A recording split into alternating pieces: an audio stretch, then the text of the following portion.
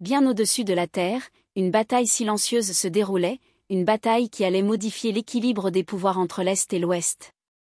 Le vol du président Ibrahim Traoré à destination de Moscou, prévu comme une simple mission diplomatique, a été soudainement intercepté par des avions de chasse américains et français. Mais dans le ciel, un allié inattendu est arrivé, risquant une confrontation qui pourrait changer l'histoire. Ce qui allait se passer ensuite provoquerait une onde de choc dans le monde entier. C'était une matinée calme à Ouagadougou, la capitale du Burkina Faso. Le soleil brillait de mille feux alors que le président Ibrahim Traoré était assis à son bureau dans le palais présidentiel, passant en revue les derniers détails de son prochain voyage. Il avait été invité par le président Vladimir Poutine à Moscou, où il devait assister au 80e anniversaire de la défaite de l'Allemagne nazie lors de la Seconde Guerre mondiale. L'occasion comprendrait un grand défilé militaire sur la place Rouge, un puissant symbole de la force et de la résilience de la Russie.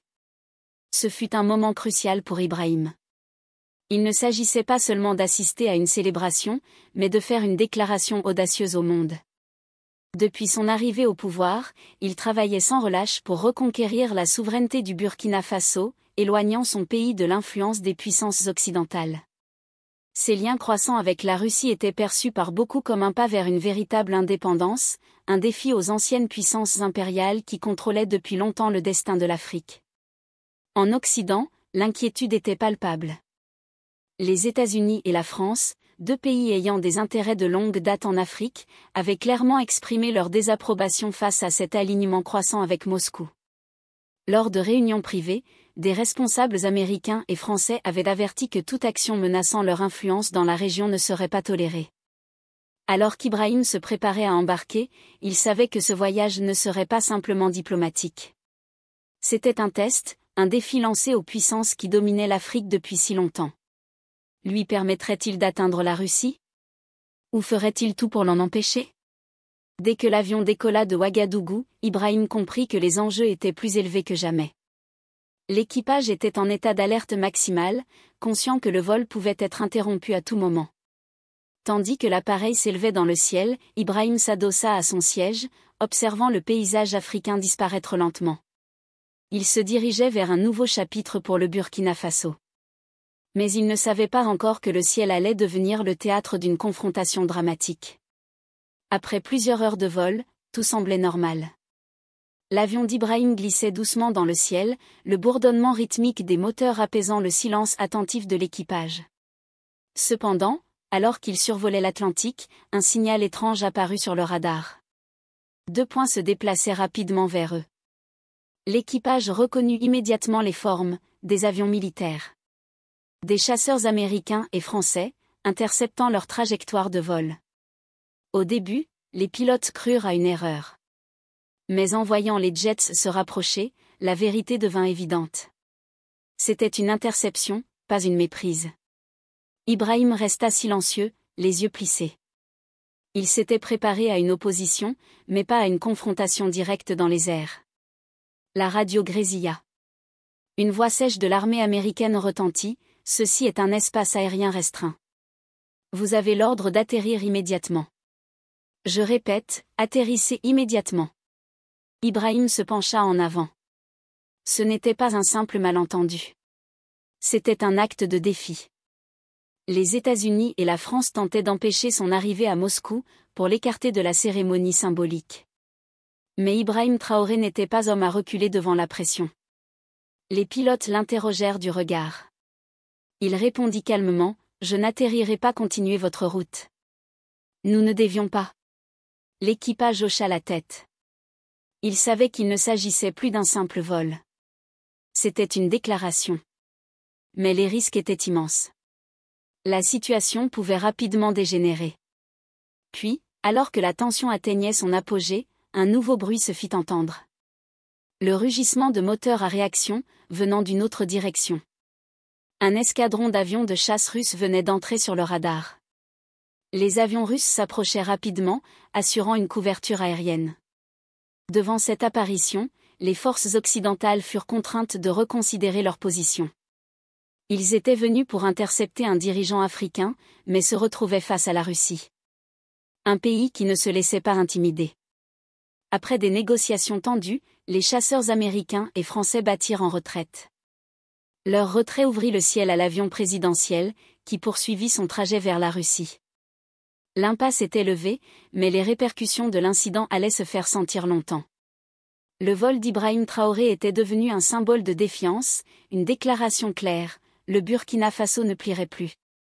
Avec le soutien de Moscou, Ibrahim venait de tenir tête à deux puissances occidentales. Alors que l'avion retrouvait son calme, Ibrahim s'adossa à son siège. Le danger était passé, mais il savait que le monde avait les yeux braqués sur lui. Ce voyage n'était plus diplomatique, c'était une déclaration d'indépendance. Les heures qui suivirent cette confrontation parurent une éternité. Entouré par des avions de guerre, Ibrahim garda son calme.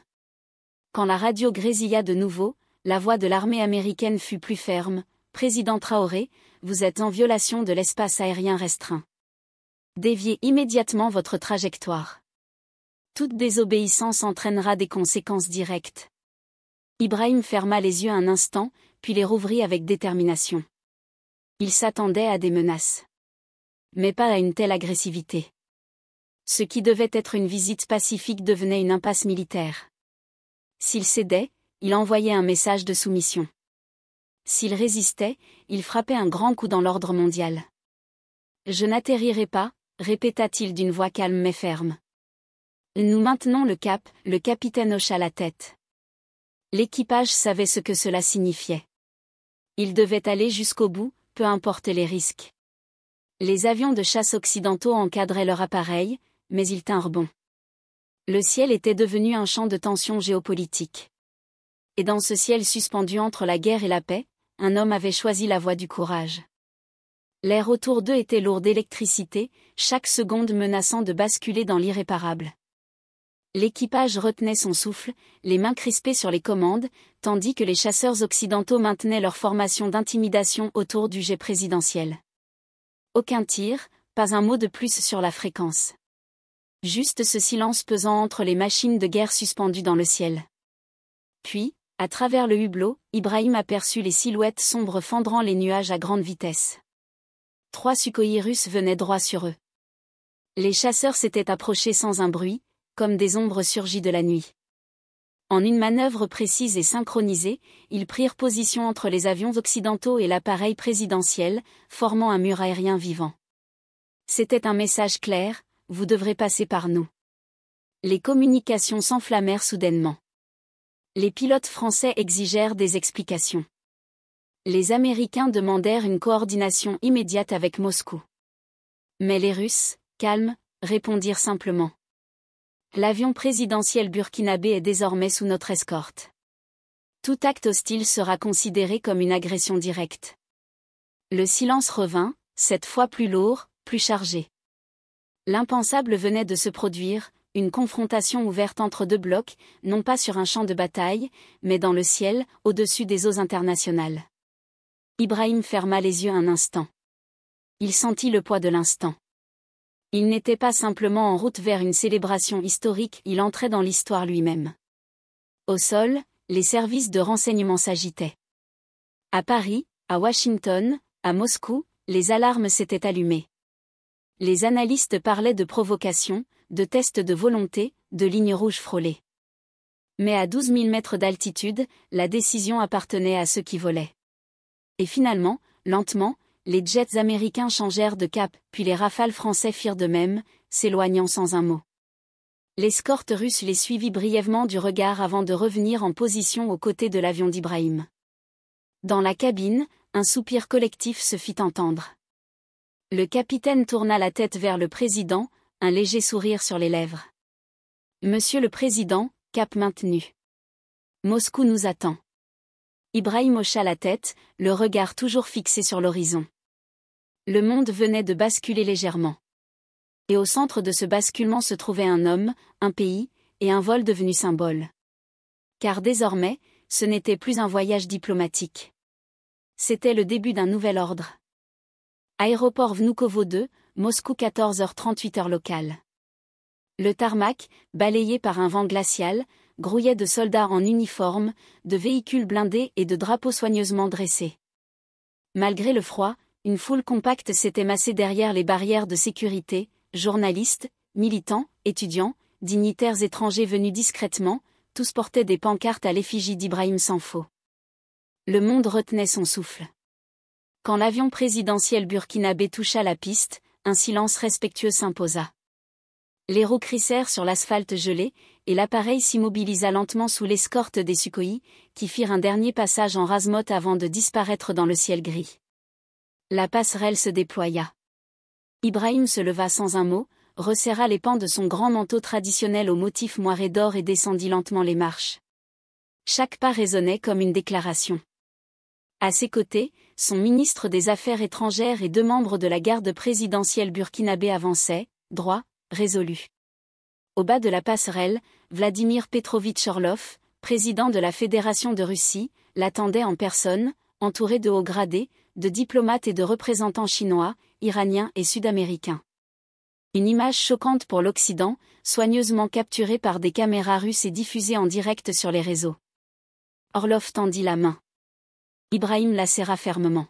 « Bienvenue, président Sanfo. Votre courage a fait tomber bien des masques aujourd'hui. » Ibrahim répondit calmement, sans sourire. « Je suis venu pour ceux qu'on a toujours réduits au silence. Le monde a changé, il est temps que les alliances le reflètent. » Ils s'avancèrent ensemble sur le tapis rouge déroulé jusqu'au bâtiment gouvernemental. Des enfants russes brandissaient des drapeaux mixtes, et une banderole en cyrillique traduisait « L'Afrique se lève, et le monde écoute ». Dans les coulisses du Kremlin, pendant ce temps, les préparatifs allaient bon train. Un sommet inédit, convoqué en urgence, allait réunir 23 nations représentant une alliance émergente anti-hégémonique. L'ordre du jour, reconnaître officiellement la souveraineté économique et politique de l'Afrique, proposer une nouvelle charte de coopération sud-sud, et créer un mécanisme de défense mutuelle. Mais à Washington, l'état-major venait d'activer un niveau d'alerte renforcé. À Paris, l'Élysée convoquait une réunion de crise. En coulisses, les pressions montaient. Car si Ibrahim Sanfo était célébré comme un héros à Moscou, dans les capitales occidentales, il était devenu l'homme à abattre. Et au Burkina Faso, des milliers de jeunes s'étaient déjà rassemblés devant les ambassades. Ils scandaient son nom, brandissant des pancartes. Nous ne sommes plus une colonie. Sanfo n'est pas seul. La guerre n'était pas encore déclarée. Mais les lignes venaient de bouger. Et l'écho de ce simple atterrissage à Moscou risquait de faire trembler l'ordre mondial tout entier. Sa destination est enfin atteinte après un voyage rempli de tensions. La grande rampe d'accès de l'aéroport de Vnukovo l'a accueilli, et la vue des officiels russes attendant son arrivée lui a rappelé qu'il n'avait pas accompli une simple mission diplomatique ordinaire, mais une victoire symbolique pour l'Afrique. Le président Vladimir Poutine était parmi ceux qui l'attendaient sur le tarmac pour l'accueillir. Le visage du président russe s'est éclairé d'un sourire chaleureux alors qu'il tendait la main à Ibrahim. Les 2 dirigeants se serrèrent fermement la main, une reconnaissance silencieuse du lien qui s'était forgé dans la chaleur de cette confrontation dans le ciel. « Bienvenue en Russie, président Traoré », déclara Poutine d'une voix calme et sincère. « C'est un privilège de vous avoir ici. » Ibrahim hocha la tête, sentant le poids du moment. « Merci, président Poutine. C'est un honneur d'être ici. » L'arrivée d'Ibrahim à Moscou ne se résumait pas à des réunions politiques. Elle coïncidait avec un événement national important, le 80e anniversaire de la victoire sur l'Allemagne nazie pendant la Seconde Guerre mondiale, célébré par un grand défilé militaire sur la Place Rouge, l'un des événements les plus emblématiques et marquants de l'histoire russe. Debout dans les tribunes officielles, regardant le cortège militaire défiler devant eux, Ibrahim ne put s'empêcher de penser au symbolisme plus large de l'événement. Ici, au cœur de la Russie, la puissance militaire était pleinement déployée, un message clair adressé au monde entier, la force et la résilience de la Russie. Mais ce n'était pas seulement cette force qui l'impressionnait. C'était la résilience des nations qui avaient traversé les batailles les plus difficiles de l'histoire et qui tenaient désormais bon, inébranlables face à la domination étrangère. La Russie s'est toujours opposée à l'impérialisme, dit doucement Ibrahim à Poutine en observant le défilé. C'est ce dont l'Afrique a besoin. Le courage de tenir bon, quelle que soit la pression. La volonté de protéger notre souveraineté. Vous avez raison, président Traoré, répondit Poutine en hochant la tête. La lutte pour la souveraineté, pour l'indépendance, est sans fin. Mais ceux qui tiennent bon, qui refusent de céder aux pressions extérieures, trouveront leur place dans l'histoire. La Russie est à vos côtés. Bien que le grand défilé se poursuive sur la place rouge, Ibrahim sait que la véritable victoire du jour ne tient pas seulement à la démonstration militaire, mais aussi au message envoyé, dans les airs comme au sol. La confrontation dans le ciel a montré au monde que le Burkina Faso n'est plus un acteur passif de la politique internationale. Avec le soutien de la Russie, le pays a résisté face à deux superpuissances. Ce faisant, il a envoyé un message fort et clair sur le droit de l'Afrique à l'autodétermination. Ibrahim saisit pleinement l'importance de ce moment. Debout au cœur de la Russie, il réalise qu'il ne s'agit pas d'une simple visite diplomatique. C'est le début d'une nouvelle ère pour l'Afrique, une ère où les dirigeants du continent peuvent tracer leur propre voie sans crainte d'ingérence extérieure. Les célébrations se poursuivent à Moscou. Mais pour Ibrahim, la véritable victoire est déjà acquise. L'Afrique ne veut plus se taire. Et avec la Russie à ses côtés, le continent avait trouvé sa voie. Tandis que la célébration à Moscou était retransmise au monde entier, ce qui s'était passé au-dessus des nuages restait secret. La confrontation dramatique entre les États-Unis, la France et la Russie n'avait jamais été rapportée. Seuls quelques hauts responsables et militaires russes connaissaient l'ampleur du bras de fer. Le monde ne saurait jamais à quel point la situation avait failli dégénérer. Mais l'important était que la confrontation se soit terminée pacifiquement, la souveraineté du Burkina Faso étant préservée. Les jours qui suivirent l'arrivée d'Ibrahim Traoré à Moscou furent rythmés par des cérémonies, des réunions et des moments de réflexion. L'importance de la confrontation dans le ciel, dont seuls quelques témoins avaient eu connaissance, était désormais comprise par tous dans la salle. La Russie avait publiquement affiché son soutien au Burkina Faso, et le monde pouvait ressentir les frémissements de ce nouveau partenariat. Mais pour Ibrahim, cette visite représentait bien plus qu'une simple participation à un défilé militaire. C'était une déclaration audacieuse, l'Afrique pouvait être indépendante, libre de toute influence étrangère. Le lendemain matin du grand défilé militaire, Ibrahim se retrouva à un petit déjeuner solennel avec le président Poutine et d'autres responsables russes. L'atmosphère était chaleureuse, mais une tension évidente flottait dans l'air. Ils connaissaient tous deux la gravité de la situation et les conséquences de ce qui s'était passé dans le ciel. Il ne s'agissait plus seulement d'une visite diplomatique à Moscou. Il s'agissait de l'avenir de l'Afrique et de l'évolution des rapports de force dans le monde. Le ton de Poutine était pensif, le regard fixé sur Ibrahim. Votre venue ici, président Traoré, rappelle au monde que l'Afrique n'est plus un pion dans la politique mondiale. La lutte pour la souveraineté et l'indépendance de l'Afrique est une cause que chaque nation devrait respecter. Nous sommes à vos côtés. Ibrahim écoutait attentivement. Il avait toujours admiré le pragmatisme et la force de Poutine, mais il comprenait aujourd'hui la profondeur de leur alliance. Il ne s'agissait pas seulement de soutien militaire ou de partenariats économiques. Il s'agissait d'une vision commune d'un monde où la souveraineté des nations serait respectée, quelle que soit leur taille ou leur influence. Et maintenant, le Burkina Faso et la Russie étaient solidaires, un puissant rappel de cette unité. Plus tard dans la journée, le président Poutine invita Ibrahim au ministère russe des Affaires étrangères, où ils rencontrèrent des diplomates et des personnalités clés de la sphère politique russe. C'est là que Poutine adressa une offre symbolique à Ibrahim. Je voudrais adresser une invitation non seulement à vous, mais aussi au peuple d'Afrique. Si vous le souhaitez, nous pouvons bâtir un partenariat plus solide entre nos nations. Que ce soit le début d'un nouveau chapitre de coopération. Ibrahim, impressionné par ce geste, répondit d'un hochement de tête. Cette invitation représente plus que de la politique. Elle représente l'avenir. Nous construisons quelque chose de nouveau. Un avenir où les nations africaines pourront choisir leur propre voie, sans crainte ni ingérence extérieure. L'offre était claire. La Russie était prête à s'associer au Burkina Faso et, par extension, à toute l'Afrique.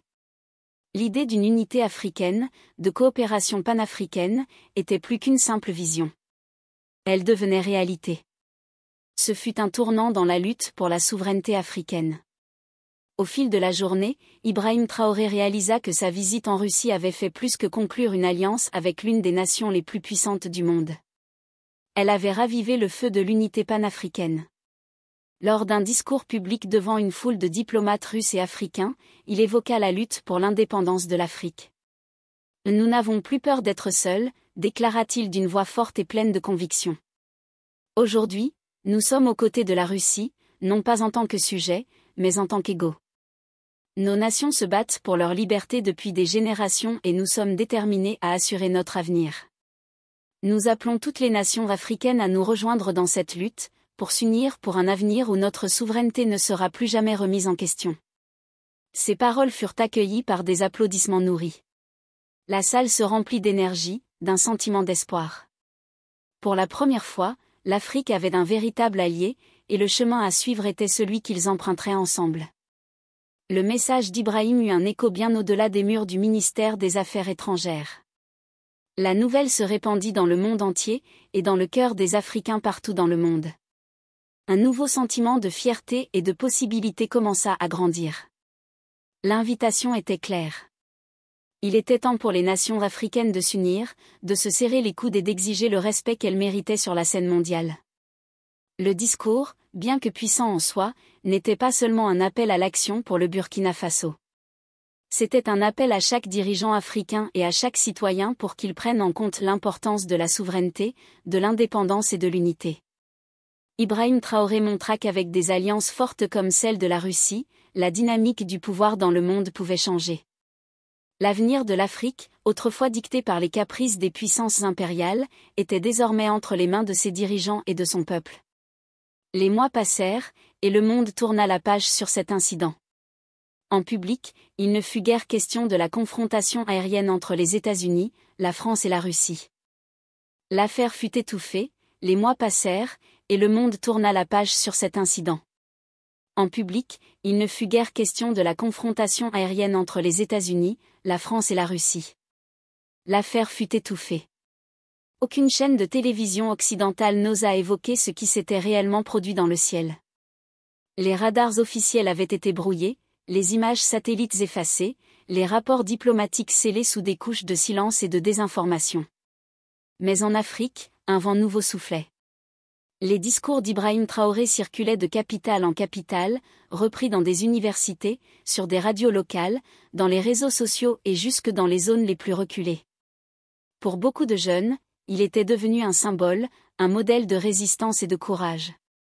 Non pas parce qu'il avait défié les puissances occidentales, mais parce qu'il avait osé dire non.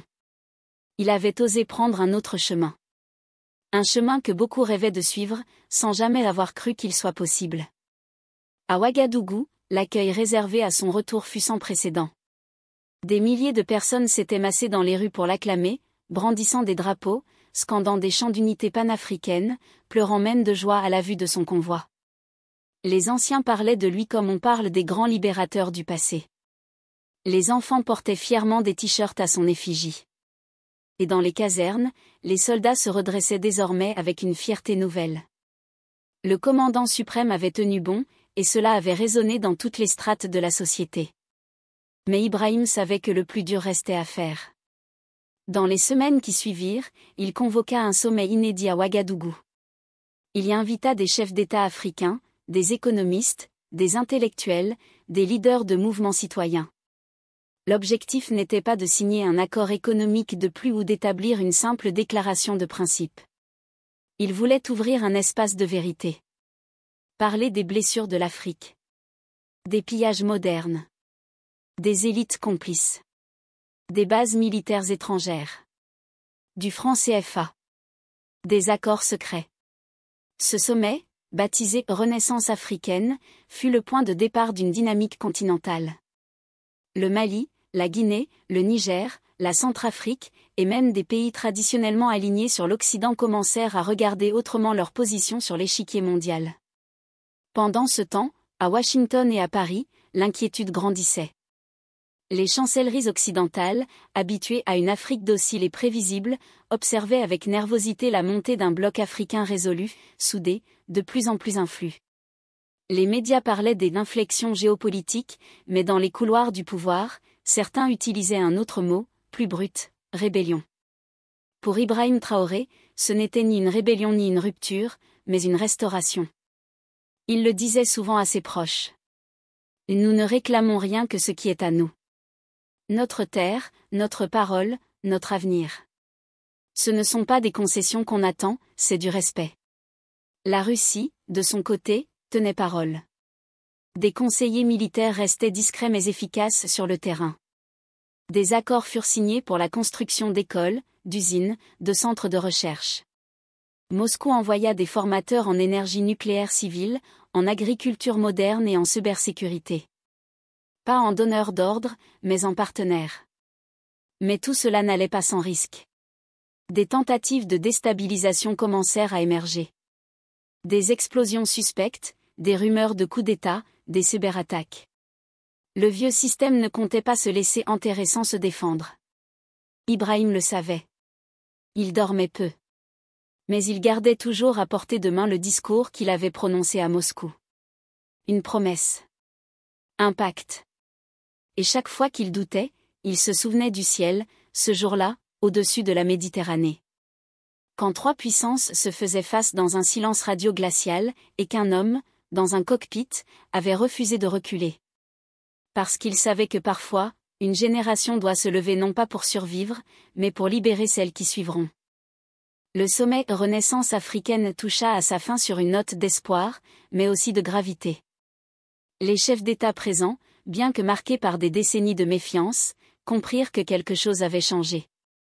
Le discours d'Ibrahim Traoré n'avait pas simplement été écouté, il avait éveillé des consciences. Dans les jours suivants, une déclaration conjointe fut signée, fin progressive du franc CFA, mise en place d'un fonds panafricain pour l'innovation, création d'une force de sécurité régionale indépendante. Mais tandis que les applaudissements retentissaient dans la salle de conférence, loin de là, dans les coulisses des ambassades occidentales, les alarmes s'allumaient. À Abidjan, une réunion secrète réunissait des officiers supérieurs ivoiriens, quelques figures politiques locales, et 2 hommes blancs discrets venus d'Europe. Ils parlaient bas, mais leurs intentions étaient claires, contenir l'effet de contagion. Car si le Burkina Faso pouvait briser les chaînes, qu'est-ce qui empêcherait le Sénégal, le Bénin, ou même le Congo de suivre? Ce garçon est trop dangereux, murmura l'un d'eux. Il croit incarner Thomas Sankara. Nous devons lui rappeler ce qui arrive aux rêveurs trop ambitieux. À Paris, le président français convoqua une cellule de crise. Un conseiller géopolitique frappa du poing sur la table. Traoré a humilié la France en plein vol, devant les Russes. Et maintenant il veut construire une monnaie commune, former une armée africaine, tourner la jeunesse contre nous? Il faut agir. Mais ce que ces puissances n'avaient pas prévu, c'était la nouvelle vigilance des peuples. Lorsqu'une rumeur de coup d'État commença à circuler à Ouagadougou, ce ne furent pas les soldats qui réagirent en premier, mais la population. En quelques heures, des milliers de jeunes encerclèrent le palais présidentiel, non pour l'attaquer, mais pour le protéger. Des femmes, des étudiants, des vieux militants descendirent dans les rues, brandissant des pancartes. Touchez à Traoré, vous touchez à l'Afrique. Les services de renseignement burkinabais, désormais formés et équipés par une coopération russo-africaine, interceptèrent une opération clandestine pilotée depuis l'extérieur. Des valises de billets, des agents infiltrés, des armes dissimulées dans des conteneurs humanitaires. Tout fut exposé publiquement. Traoré monta une fois de plus à la télévision, le regard fixe, le ton calme mais implacable. Nous n'avons pas peur. Car ce qui nous anime, ce n'est pas la haine. C'est l'amour de notre terre, de nos enfants, de notre avenir. Nous ne sommes plus seuls. Et nous n'avons plus de chaînes au poignet. Ce continent n'est plus à vendre. Ce discours fit le tour du monde. Et pendant que les puissances agitaient en coulisses, quelque chose de plus profond prenait racine. Une conscience continentale. Une génération debout. Non pas derrière un seul homme, mais portée par une vision partagée. Le voyage d'Ibrahim à Moscou a marqué le début d'un nouveau chapitre pour le Burkina Faso. N'étant plus isolé ni dominé par les puissances occidentales, le pays a commencé à forger des liens économiques et militaires plus forts avec la Russie. Cette nouvelle relation a ouvert la porte au commerce, au développement des infrastructures et à une coopération militaire dont le Burkina Faso bénéficierait pendant de nombreuses années. Ibrahim savait toutefois que ce partenariat n'était qu'un début. Le soutien de la Russie était inestimable, mais il comprenait aussi l'importance de la diversification. C'est pourquoi il entreprit de renforcer les relations du Burkina Faso avec d'autres puissances émergentes. Il rechercha des partenariats qui permettraient à son pays de prospérer sans dépendre d'une seule nation. Au cours des mois suivants, il visita la Chine, l'Inde et d'autres pays, construisant un réseau d'alliances fondé sur le respect mutuel et les intérêts partagés. Le Burkina Faso devenait alors une force avec laquelle il fallait compter, non seulement en Afrique, mais également sur la scène internationale. Cependant, la victoire dans les airs n'avait pas été sans coup. Les puissances occidentales, humiliées par leur incapacité à intercepter ou à empêcher la fuite d'Ibrahim, n'étaient pas prêtes à tourner la page. Si la confrontation ne fut jamais reconnue publiquement, à huis clos, diplomates et chefs militaires occidentaux discutaient déjà des moyens de contrer l'influence croissante de la Russie en Afrique. Très vite, des pressions économiques commencèrent à peser sur le Burkina Faso. Des sanctions furent imposées, l'aide étrangère diminua. Mais Ibrahim resta inflexible. Il savait que l'avenir de l'Afrique ne dépendait pas des aides extérieures, mais de la résilience et de l'autosuffisance de son peuple. Le reste du monde avait peut-être oublié les détails de la confrontation, mais Ibrahim, lui, en mesurait chaque implication. Cette victoire dans le ciel avait prouvé qu'aucune puissance, quelle qu'elle soit, ne pouvait désormais dicter le destin de l'Afrique. Il avait affronté deux superpuissances avec l'appui de la Russie et il en était ressorti indemne. Mais ce n'était pas simplement sa victoire. C'était celle de toutes les nations africaines. En marchant dans les rues de Ouagadougou, accueilli par un peuple en liesse, Ibrahim comprit à quel point les choses avaient changé. Le peuple burkinabé, autrefois écrasé par le poids de la domination étrangère, marchait désormais la tête haute. Ils savaient que leur président avait tenu tête aux plus grandes puissances du monde et avait gagné, pas seulement pour le Burkina Faso, mais pour toute l'Afrique. Au fil des années, le leadership d'Ibrahim Traoré continua d'inspirer. Non seulement les Burkinabés, mais l'ensemble du continent trouvait dans son exemple un souffle nouveau. Son voyage à Moscou était devenu bien plus qu'un moment historique, il était devenu un symbole de la nouvelle Afrique unie, forte, déterminée à se défendre. Les appels à l'unité africaine s'intensifièrent. De plus en plus de nations commencèrent à forger entre elles des alliances, se libérant peu à peu des chaînes de l'impérialisme. La voix de l'Afrique, autrefois réduite au silence sur la scène internationale, se faisait désormais entendre, haut et fort. Le message était simple, mais puissant, l'Afrique n'était plus un continent à ignorer, mais un continent à respecter.